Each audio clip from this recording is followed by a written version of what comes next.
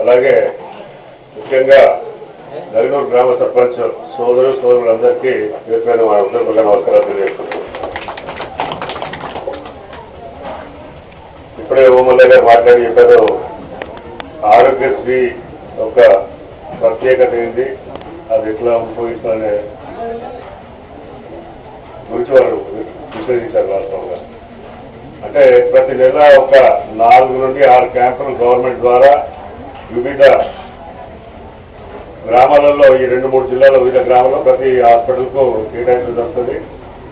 దాని ద్వారా మీ గ్రామాలకు వచ్చి ఏ హాస్పిటల్కి అయితే కేటాయించిన గ్రామంలో మెడికల్ క్యాంపులు నిర్వహించి తద్వారా వారికి అవసరం ఉన్న పరీక్షలు కానీ ఇంకా ఇతర ఏమున్నా కూడా చేసిన తర్వాత కూడా ఇంట్లో హాస్పిటల్ ఉంటే రెఫర్ చేయడం జరుగుతుంది.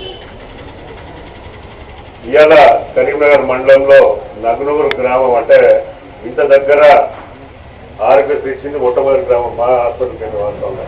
ఎందుకంటే హైదరాబాద్లో ఊటూరులో చిక్కెక్కను నిజామాబాద్లో దూరం మిత్రులు కానీ మొట్టమొదటి ఇచ్చినప్పుడు ఎప్పుడో మిత్రులు లక్ష్మణరావు అని చెప్తూనే ఉన్నా, మేము ప్రత్యేకంగా మా స్వామి గారు అయినటువంటి శ్రీ శ్రీ శ్రీ విజయంతి శ్రీమన్నారాయణ చిన్నజీర స్వామి గారు ఆదేశం మేరకు మహిళల ఆరోగ్యం గురించి మే 17 తారీఖున కృష్ణ గ్రామంలో వారు ప్రారంభించిన మహిళా ఆరోగ్య శిబిరంను ఈరోజు అంటే ఫిబ్రవరి 17 అంటే 17వ తారీఖు నిండా 9 నెలలు నిండినాయి. వాస్తవం చెప్పాలంటే 9 నెలలు కంప్లీట్ అయినాయి.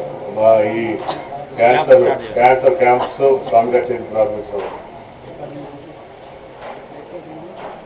ఇది 41 గ్రామం. ఈ 9 నెలలు వేసేది ఇది 41వ గ్రామం.